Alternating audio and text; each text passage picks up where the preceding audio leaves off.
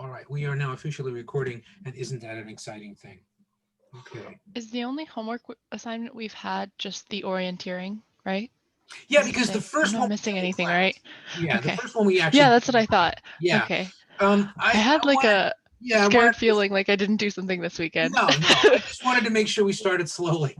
We have another one coming up on the module 2 stuff where we're going to be, it's an assignment on the global trend stuff that we're talking about, okay? But I wanted to finish up with that first, and especially talk about this phenomenon of deindustrialization, because that confuses a lot of people, both in terms of what it is and in terms of what it means, okay, for, what's its implication as a trend going forward, okay? Before I go there, though, are there any other questions on any of the industrialization, urbanization, secularization, or globalization that we talked about, where maybe you finally now have had a chance to take a look at the readings and there's something there that you've made a note, it doesn't make sense, or it doesn't sound right, or something like that? Anything? Question. Nothing? I have a question. Yeah, go ahead. I'm not sure what was covered in the reading, and I don't know if it'll come up, but when were these concepts, industrialization, globalization, when were they introduced as concepts? Not in this class, but like in general. At the time that they were occurring, generally. Like the terminology. Yeah, right. In other words, as the planet was industrializing, as Europe was industrializing, the term industry has been part of the English language for a long time. And so there was this attempt to sort of make sense of this and describe, well, what's happening now? Because this isn't just an economic phenomenon or a technological phenomenon. This is affecting culture, social formation, class structure, language. It's affecting everything. And ultimately, of course, the environment, quality of water, quality of air, everything else. What do we call this? And well, this is industry. Oh, so as we add industry, we are industrializing. That is, the percentage of the economy that is devoted to the production of durable finished goods through manufacturing, right, has increased to a point where we say, okay, that economy is industrializing. Globalization really took off as in the parlance, probably in the early 90s. Prior to that, globalization was used sparingly. That's probably the only really recent one. Secularization is as old as religion, essentially. The idea of the dichotomy of being either secular or religious. And let's see what else. Yeah, urbanization. Yeah, when we created cities, the root of urban has to do with people living in clusters or social formations in a fixed, settled way. So probably the only one of those things, other than deindustrialization, that we might remark of as new, that's essentially a 20th century phrase, would be globalization. We could add to that deindustrialization. Okay, but the phenomena are old. They've been around. Yeah, go ahead. In that same boat, do you think there is, I'm not sure if this will make sense in the way I'm going to say it, do you think there is an end point or final destination for things like globalization, industrialization? Like, what would that look like as the pinnacle or the peak of it? I don't know that there's an answer to that question, because it presupposes something that may never exist, that there's a static state that ultimately is reached by human formation. We've never seen that. So I don't think it's necessarily accurate or analytically useful to talk about an end state of something like this, because what it could be, the end state of industrialization, could be environmental degradation. But clearly, there's an attempt at least to move away from that. The end state of industrialization, might be climate change as a disaster for the species. We don't know, but that's not so much an end state of industrialization as is an end state of the human species. Because remember that, not all climate change is related to industrialization. You know, to the extent that it is caused by human activity, that could just as well be the massive proliferation of beef cattle and things like that, you know, producing greenhouse gas. I mean, there's all kinds of things that are associated with that. So yeah, I don't know how to answer that. I never think in terms when I think of social formations, economic trends, I never think of an end state. I just think that these are ongoing processes at any given time. Nanako, did you have your hand up? Yeah, so I was actually thinking about his question, and like you said, I don't think there's really an end state, but I think there could be like a pause. Like I think war or something like that has a lot to do with the pausing of like industrialization and globalization and stuff like that. So I don't know if that's the answer he was looking for, but I feel like I don't know if I'm hearing you right. Did you say a pause or a cause? a pause. Well, certainly Like a war pause. doesn't. I'm going to disagree pretty strenuously with you on one point.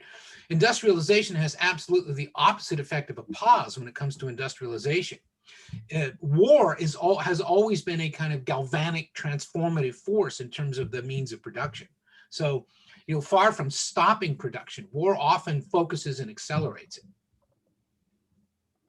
Yeah, I mean, we know that there have been extraordinary innovations that have arisen rapidly, but also have been finalized in some usable form as a consequence of the necessities of war.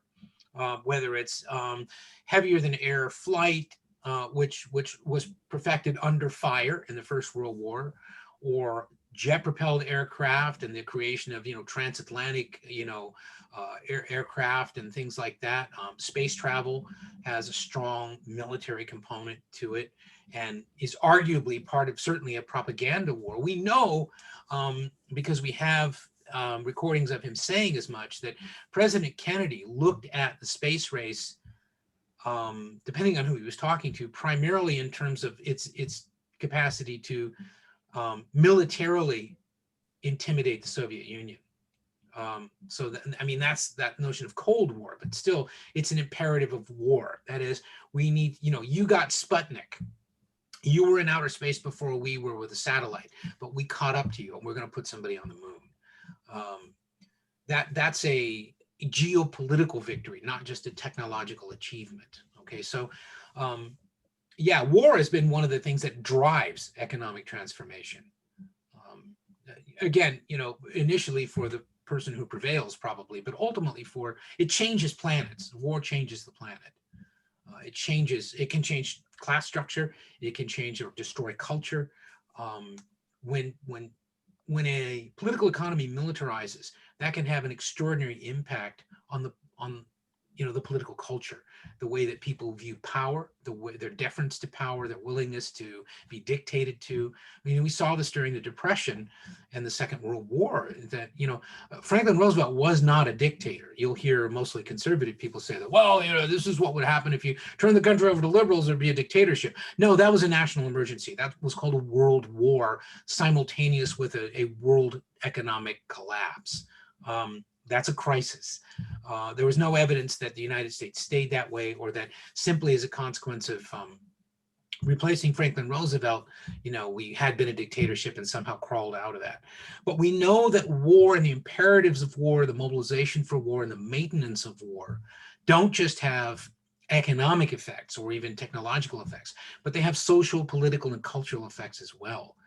And, you know, we're seeing this right now. And you look at the way a lot of people divide in societies right now has to do with the willingness to fight in certain ways. A lot of people have trouble understanding, for example, and this isn't just in the United States, but we'll use the United States as a recent example. You know, when people say, well, you know, we have to be afraid of this radical left wing, you know, and they always say Antifa. Nobody really knows what it is. But what they don't look at is how relatively rare it has been in American history for people on the ideological left of the spectrum to be violent. And what no one seems to remember is that part of progressivism, the notion of human perfectibility and of social engineering and all those things that frighten a lot of people, right? The whole point of that is that it's to transcend violence. One of the limitations imposed on us by nature is the propensity of human beings for violence in a crisis, okay? And so part of the ethos of progressivism is this idea of pursuing nonviolent solutions and all this kind of stuff. And you can scoff and say, well, gee, that's kind of silly and idealistic and all that. And maybe it is, but what it's not is violent. There are other ways to be destructive, though. You can be metaphorically or symbolically destructive. You can transform a culture out of all existence without a shot being fired. But you're much more likely to find violence accepted by people who are radical traditionalists, because that takes us back to a time when we couldn't rely on the institutions of law and order, and we had to protect and defend ourselves. That's a traditional view of survival, okay? Well, that's more likely to yield violence. It's not just that people who are conservative are mean or that people who are conservative are crazy. It's that that radically traditional notion of survival is much more likely to yield organized violence. You know, I was responding to somebody, you know, some reporter lately about that, asking me about this plot, this Michigan plot to abduct and or kill the governor of Michigan. And this, now this is a, you know, this is a journalist, right? I was like, doesn't that prove, first of all, it doesn't prove anything, okay?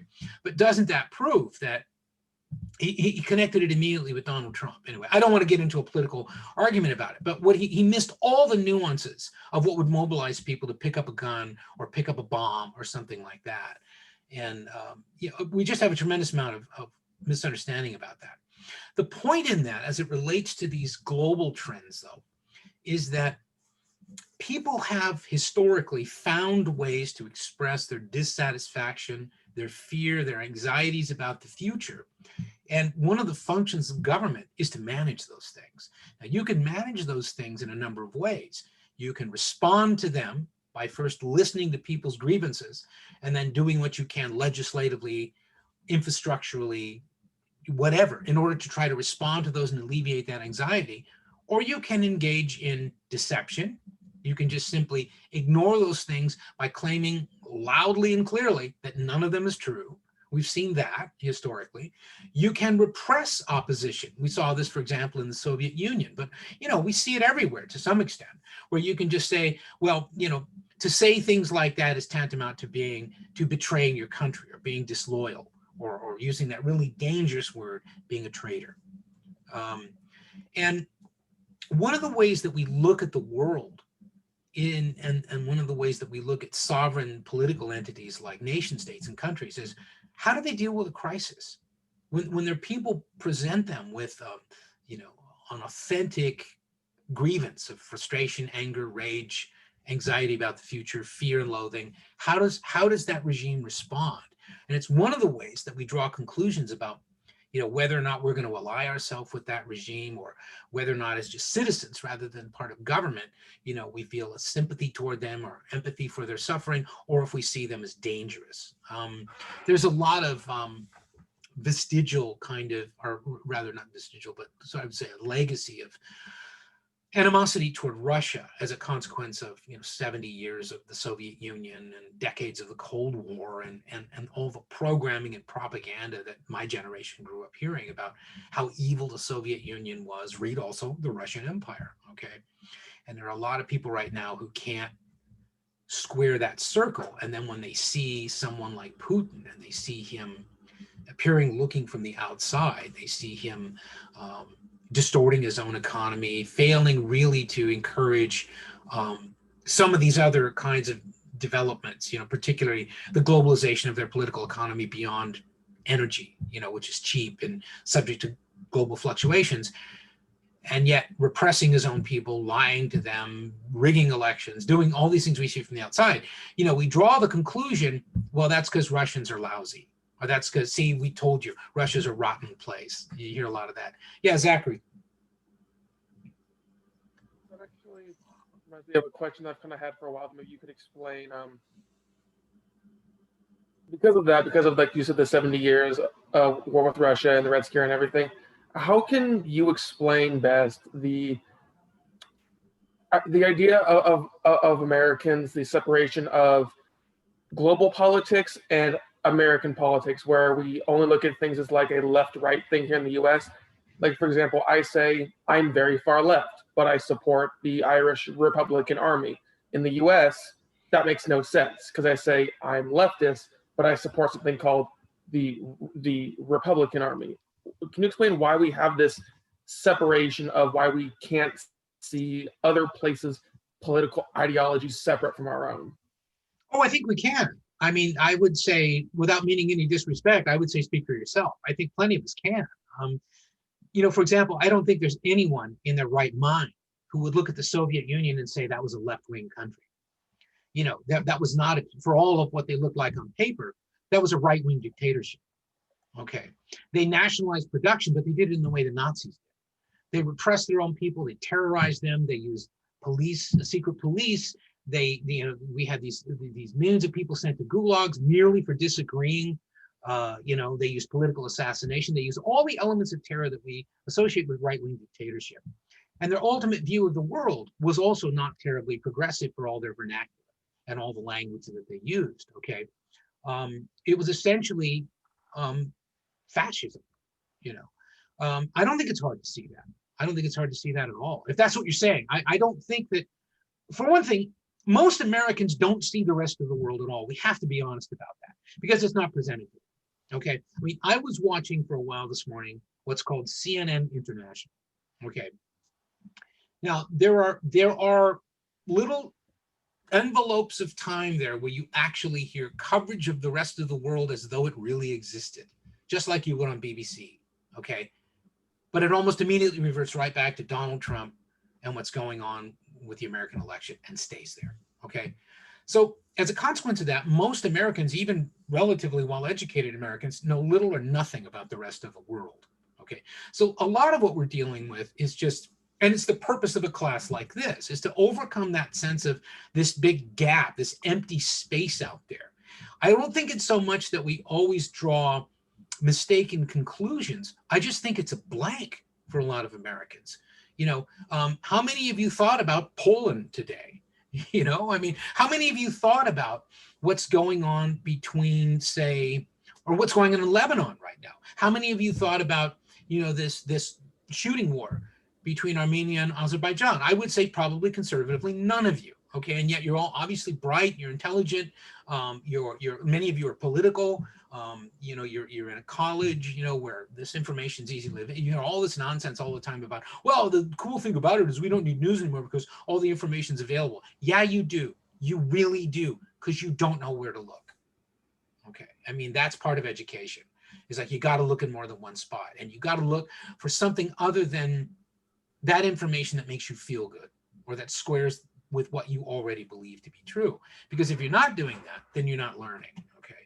So no, I think it's a mixed bag. I don't think, if you want to look for direction in the way that people see the world, into any of these trends that we're looking at, for example, probably the last place you would want to look is in the orthodox political environment of America.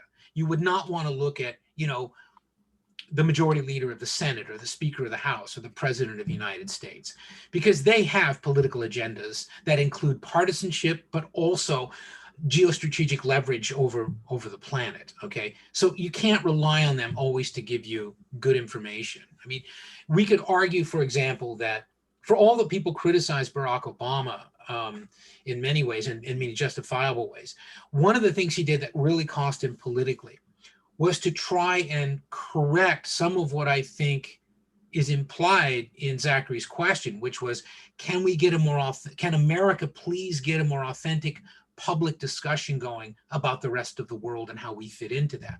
He failed, though, and he gave up on it after a while because he realized there was so much entrenched resistance in both political parties to doing that.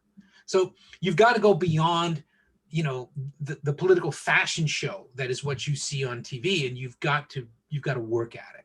If you don't, you're going to get bad information, and a lot of that is what's going to distort your view of ideologically or structurally or otherwise of the rest of the world.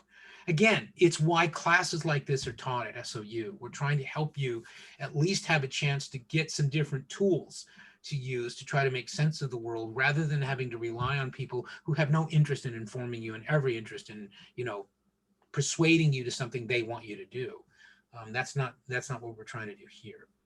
So let's then, I'm going to very quickly review the first 4 trends, and then we'll talk about this notion of deindustrialization. Now, industrialization, again, I think what's important to remember there is that it is one of the, if not the most transformative epoch of human history, because it accelerates every human capacity, both in a positive and in a negative way.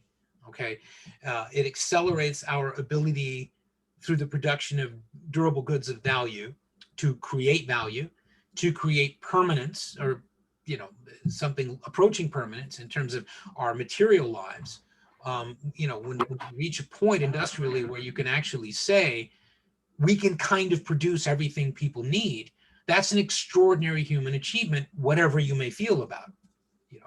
But it is an extraordinary thing. It could be extraordinarily bad, it could be extraordinarily good, but it's something we'd never seen before. Where, in other words, we're not just relying on nature to give us things, but we're taking from nature what we say we need in order to produce all the things we need. And, again, you can struggle with that any way you want, whatever your personal view of it is. That's not terribly interesting to me. What's interesting to me is that you understand that the capacity of human beings to shape the world to suit us, rather than accommodating ourselves to the existing world, is an astonishing accomplishment. And we've done it on a large scale, and we've done it transnationally. It is a global phenomenon. It's not American, it's not just European, it's not just white people, it's the whole world, okay? So it's a global trend. It involves, the rationalization of the production of durable manufactured goods with the simultaneous objectives of generating wealth and of improving quality of life. Whether or not it accomplishes that is something that people argue about, and that's fine.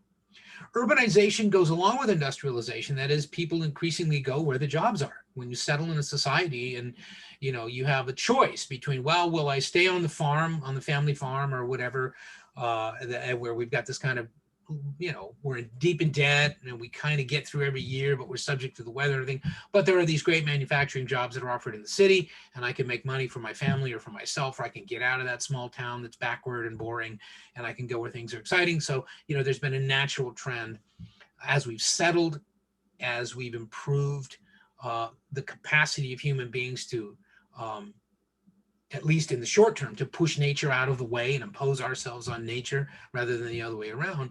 That's very seductive for people in terms of driving them into cities where there's a lot to do, there's a lot of activity, there are a lot of other people, and we are social animals, and also there are jobs, there's money to be made, there's a living to be made, there are careers to be had by moving to cities.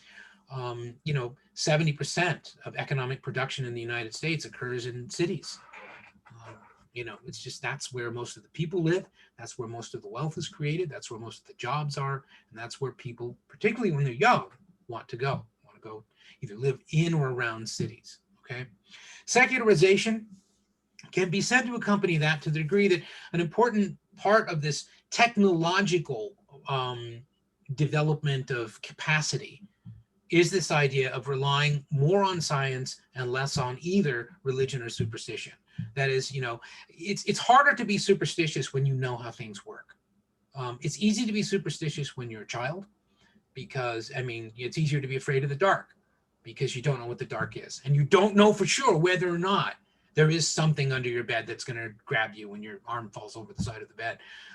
You grow up and you grow out of those things, okay? Well, we also as a species have done that in the sense that there are fewer of those obvious mysteries. There's just less darkness in the world in terms of things we can't see and can't know. And so the importance of religion as, if not an explainer of those things, then something that can give us a certain amount of emotional reassurance to deal with those things, that becomes less important. Not unimportant, but less important. We got to keep in mind that for most of the settled human history that we've observed, religion was central to that. That in every settled society, there was a religious institution of some kind that was or was deeply embedded in the central governing authority. And that doesn't really break loose in any way, arguably until the time we industrialized, about that time. So think about that. And the idea that, for example, again, your generation, typical of the trend in the world, is much less religious by any standard than any that the United States has ever seen. Okay. And again, it doesn't mean that you've all turned your back on religion, but it means that, there is a significant minority of you for whom religion is simply not considered very important. In your daily lives. That's one of the ways that that's measured, by the way, is people will ask questions in surveys like, with a possible array of answers from not at all important to absolutely the most important thing. How important would you say that your religious beliefs, if you have them, are to your life? And if you say they're not important, like in my case, not important at all, okay, completely secular being, just religion just bounces off of me. It doesn't mean that I don't understand how important it is to a society. It's just not important to me. I mean, the NFL is important to people. It's not important to me. I can't stand it. I mean, my only relationship to football was blowing out my left knee. Ever since then, I've hated it. But also, I just don't care. You know what I'm saying? In other words, there are people who are and that's radically secular about sports. It's like, if I woke up tomorrow and professional sports were gone, I think I'd be a little happier.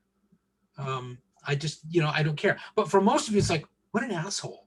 How could you live without your sports team? How could you live without, it's usually basketball or football, I think, probably for your generation. Certainly it's not baseball. And the idea is quite comfortably, thank you very much, because I don't rely on that to give me any kind of thrill or energy or satisfaction in my life. I get that from other things. Now, if you ask me about doing away with music, then I'd have a problem with you and we'd have to fight, because I am a right-wing reactionary after all. Right? So does that make sense? This idea of secularization is that we're relying more on what we know we can understand and the struggle to do that, rather than just accepting things on faith and thinking that's something we can't know. There's just less that we accept now in what's called a fatalistic way, that we're more likely to believe in progress than we are in fatalism. The idea that, well, we don't know that right now, but we'll figure it out. Like when we think about the coronavirus and dealing with COVID-19, most people right now are thinking, well, sooner or later, we're going to figure this thing out. That's not a trust in God. That's a trust in science. Okay. And it doesn't mean it's a godless thing to say or that you're opposing religion. That's a confidence that can only be satisfied by developments in technology and science. Okay. Now, you can pray for it if you want to, if you believe that that has some sort of a salutary effect, and you will do that. Okay. And that means that to that degree, you're less secularized than someone who it might not occur to them that, when you go to bed at night or wake up in the morning, you pray for something to happen. You will hear people repeatedly. Somebody is ill or somebody dies, or, famous, especially, Ruth Bader Ginsburg, and you hear all these largely hypocritical Republicans who hated her saying, well, we're praying for her recovery when she was ill. They were not praying for her recovery. Okay. It's an open question as to whether or not they were praying at all. But that language still appears in politics for the same reason that Machiavelli, writing, in the 16th century, said it should. That is, you have to at least appear to be religious, because religion is important to the people. And that's why you will hear a lot of people who are sort of hypocritically talking about the importance of religion or something like that, notwithstanding the fact that they may live very secular lives where religion clearly is not governing their morality or their behavior.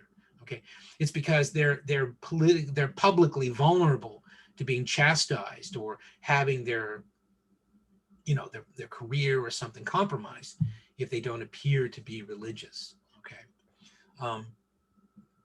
Now, globalization, again, probably one of the more problematic terms, because we can argue that globalization is kind of a meaningless term, because from the time that we got up and started climbing out of the trees and walking erect, we were beginning to globalize. But the idea there generally means an accelerating, not just the existence of, but the acceleration of the global integration and interdependence of peoples and things. That information is more globalized because we're drawing more from just beyond our locality or even our country, but we're getting it internationally. Economics, employment, labor, durable goods, right? More of our durable goods are coming from China by far than are coming out of American factories. Okay. So we are dependent upon a communist Chinese, means of mode of production to produce what we need to stay viable as an American middle class that believes in freedom. There are a lot of the paradoxes of globalization that are kind of fun to think about. It's a shame that more Americans don't spend time thinking about them, but that's a personal opinion. So there, I'll leave that right there. All right, are there any questions again about industrialization, urbanization, secularization, globalization? Again, don't just take what I say here and look at these recordings. Please actually go back and do the readings.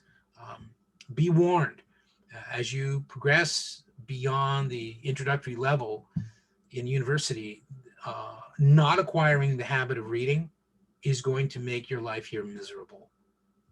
It's not practical to think that you can get a university education without spending a lot of time reading. That is still the primary conveyor of information at the university level. And you need to get that as a habit if you don't already have it, okay? Any questions on anything else before I talk a little bit about deindustrialization? I'm not gonna keep you very long today because I just wanted mostly to reinforce today that I want you to read these things. And one of the things I'll let you know in case you're wondering, I can look through Moodle and see who's reading what, okay? I don't like to do that because it seems kind of creepy stalky, but I have become concerned by the relatively small number of you who have actually gone and read these things so far. Now, one of the things I mentioned on the first day of class, and I've repeated it, is stay current with these readings. If you want to do well at the university level, okay, it's not just about impressing your professor. Forget that, okay? You're not going to impress me. You're going to learn. That's what you're here for. You're not here to get kudos and get pats on the head from me. You're here to learn. You're not going to do that if you don't immerse yourself in this process. Okay, and that means you got to read, you got to take some notes. Another thing we know, the more that you write things down, the more you remember them.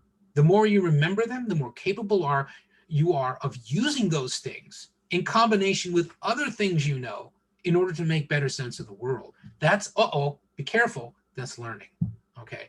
So unless you don't want to learn, start reading and make notes, write things down. When you get ready to study for an exam, don't just read things, write them down. As I say, especially when you get into upper division things or other classes that might have more quizzes and things like that, they might be more test driven than mine are. And there's nothing wrong with that. It's just that I obviously choose to do this a different way, okay? So please do read. Now, deindustrialization, I'm just gonna kind of break the label on this and then I'm gonna let you go a little bit early today. And then what I thought we'd do is we're gonna come in on Wednesday, we're gonna review, and then assuming that review goes well, then we'll have an assignment. And I think what I'll do, I'll make it something that's due by Sunday night because I don't think it's going to take you very long. And you'll see why we'll talk. I'll actually tell you what's on the assignment. Okay, I'm not going to hide it from you, but it's not the kind of thing that you're going to have to worry about. It's going to require, though, that you do a little writing, which means you should have done a little reading. But also keep in mind, right? Everything, all the assigned readings are here.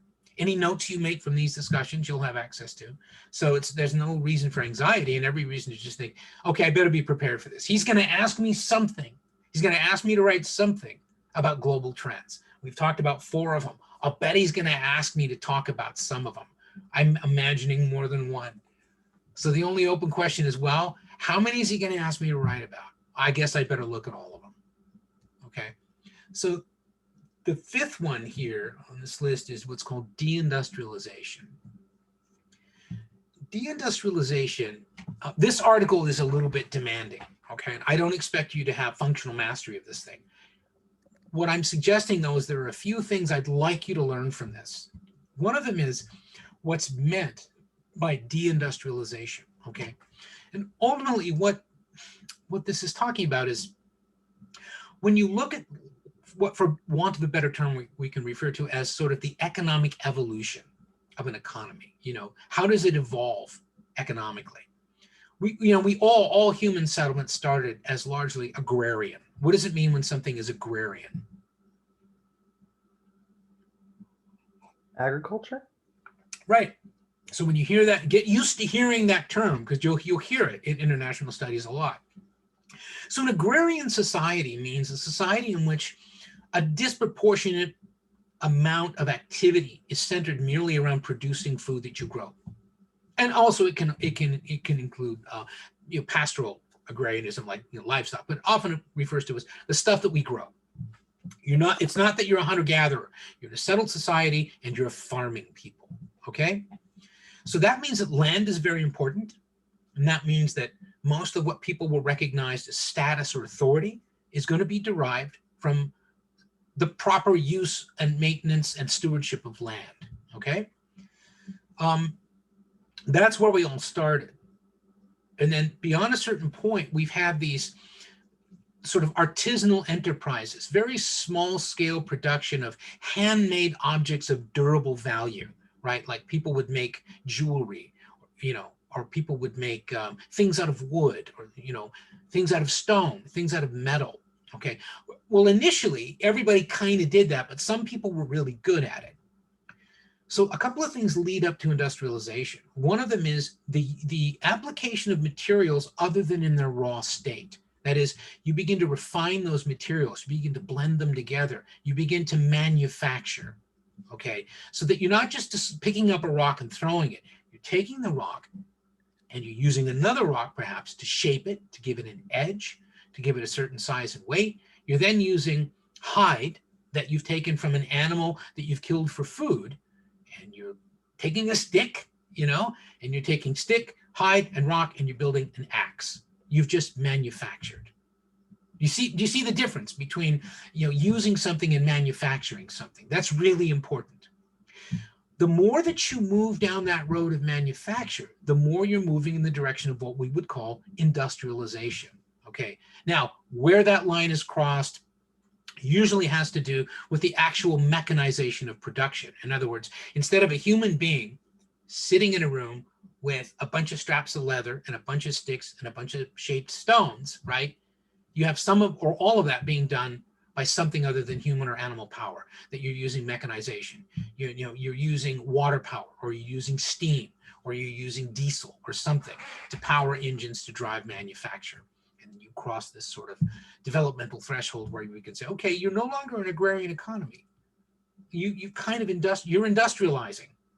More and more and more of the human activity of your society, more and more of the value created in your society is created by manufacture, okay? And by, increasing the use of mechanization in that manufacture. Ultimately, we describe you as an industrialized society. The way that we decide the degree to which a society is industrialized is very much like the way we decided that they were agrarian. What percentage of the labor activity in your society is devoted to manufacture rather than growing food? Okay, beyond a certain point, a certain percentage, whether it's 40% or whatever it is, then we say that's an industrial society, because a critical mass of their labor is not growing food. Well, that means they've kind of solved their food problem. Now, they may have done that by perfecting agriculture. They may have done that by engaging in trade with societies that are more agrarian than theirs and more producing produce and things like that. There are any number of ways you can do that. You can apply industrialization to enhance productivity of agriculture. You build tractors instead of having people with plows or whatever it is. So you see what I'm saying? In other words, fewer actual labor hours will be devoted to agriculture, in part because you've mechanized it. Whatever it is, you're relying more on the manufacture of durable goods of value, okay? And that's industrialization. But what the article then goes on to say is, well, what that means is that at one point, because most of your economic activity was agrarian, that was the only economic growth you had. And that means that not just having food, but having a surplus of food that you could trade, for other goods of value, okay? So that your economy was dominated by agriculture. When you industrialize, what that means is that the engine of growth and expansion of your economy is no longer agriculture. It's what you produce, not by growing it in the ground, right? Or herding livestock. It's what you produce by using mechanized labor, along with human labor, in order to produce a large number of relatively high quality, durable finished goods that you then can sell for more money or whatever you want to do. So that it usually involves moving to a monetary economy, developing banking, but also having more and more people whose livelihood is involved not in growing food, but in producing manufactured goods, working in factories, managing the workers in factories, you know, being in a bank, financing the expansion of the factory and the managing of its finances and resources and things like that, okay? So that you now have what would be called an industrial economy, and that's the engine of growth.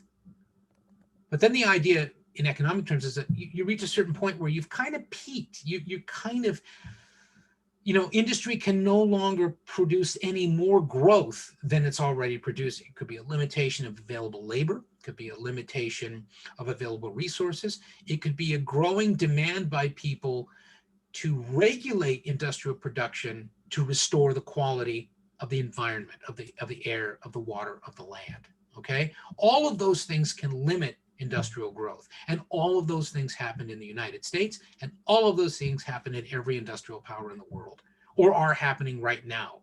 China's going to hit a wall environmentally with its expanding industry. How they'll deal with it is anybody's guess. It's going to be fascinating to see, but it's also going to be a bellwether for, you know, the prospects for the future of the species. So then what happens is, the theory goes, more and more people who would have been involved in the production of finished goods are now involved in things that don't really produce a product you can hold in your hand, okay? But you're not going back to the farm. So what kind of jobs are you doing? It's called the service sector. And we talk about the growth of the service sector and a service economy. That's part of what people talk about with deindustrialization, okay? In other words, you might actually produce less industrially, okay? That's not going to be the main engine of your growth. It's not going to be the main engine of employment. And when you move to a service sector, what kinds of jobs are we talking about? You hear the term all the time, the service sector. What are we talking about?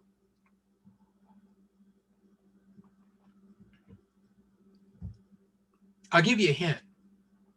I'm in the service sector.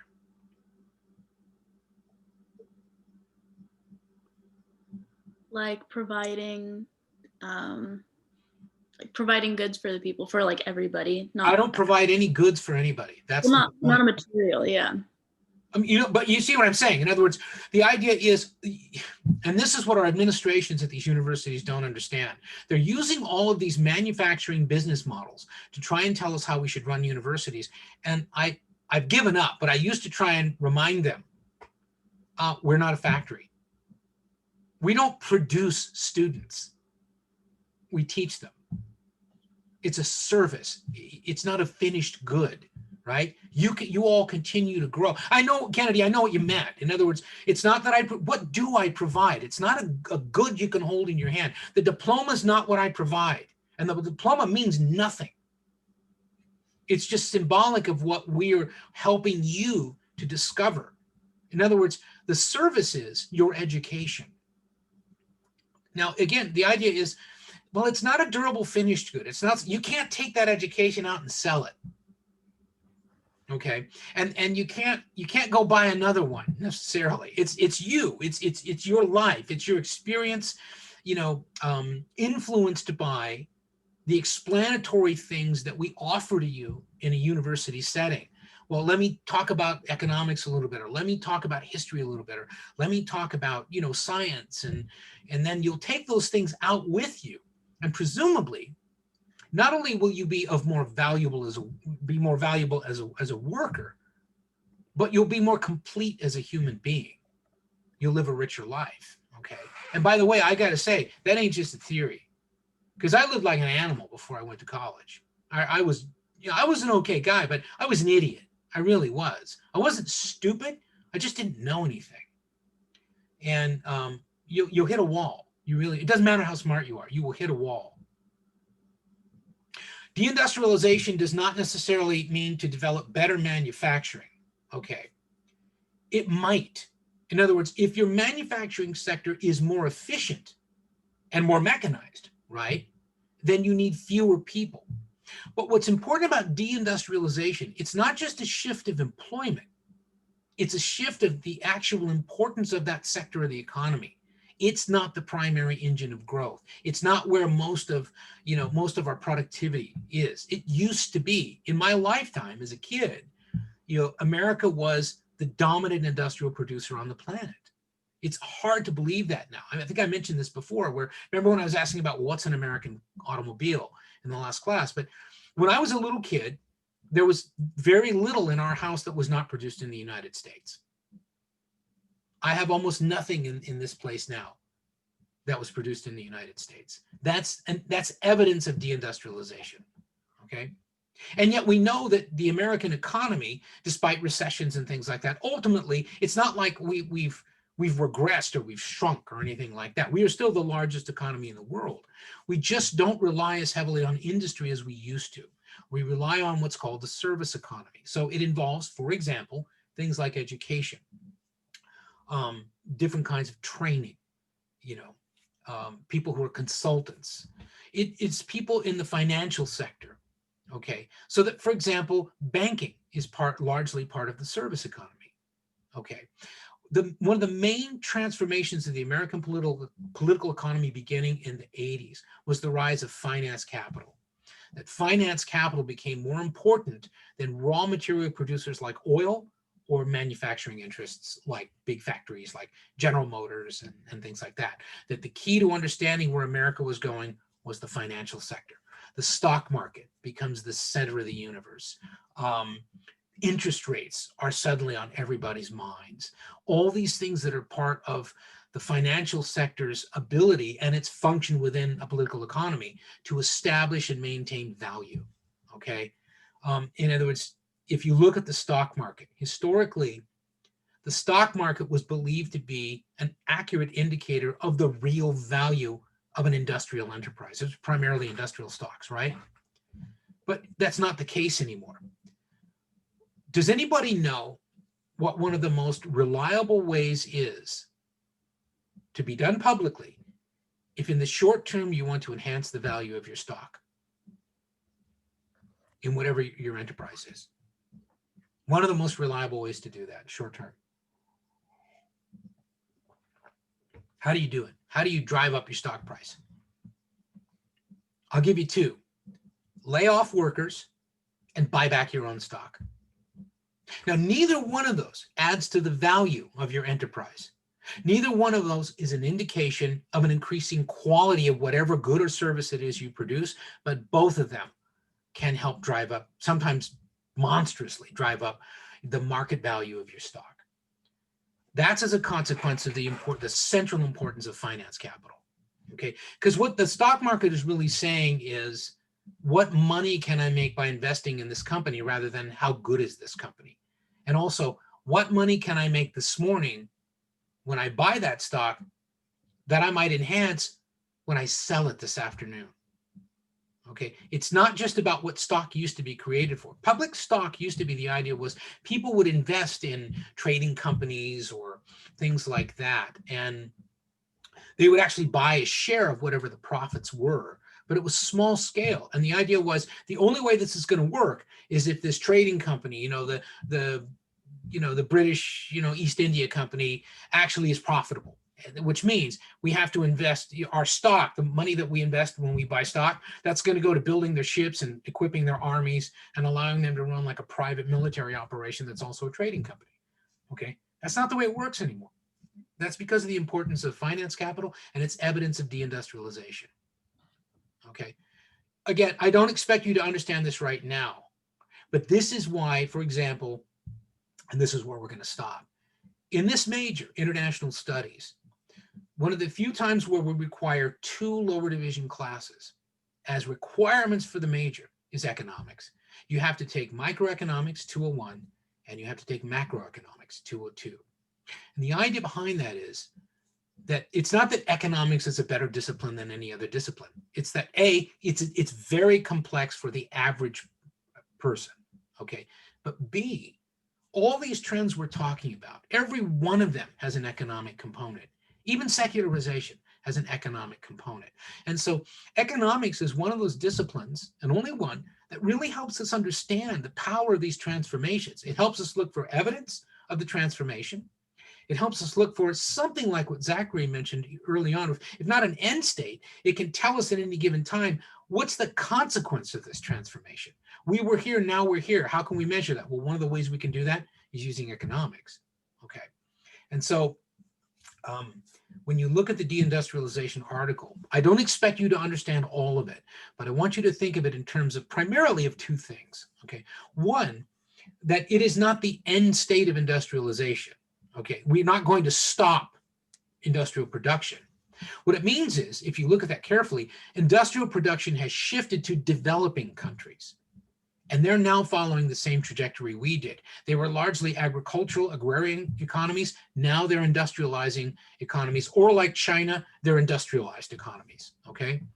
And so our factory floor now is not found in Michigan, okay, or Ohio. Our factory floor is found in China, or Indonesia, or Vietnam, or someplace like that. They're industrializing, we're deindustrializing, okay? The industrial production has shifted out of the United States to other places, okay? As a consequence of that, Americans have had to find work doing other things. And so we've seen this rise of this service economy, you know, or education, or whatever it is, you know. Okay, any general questions on what we've talked about today?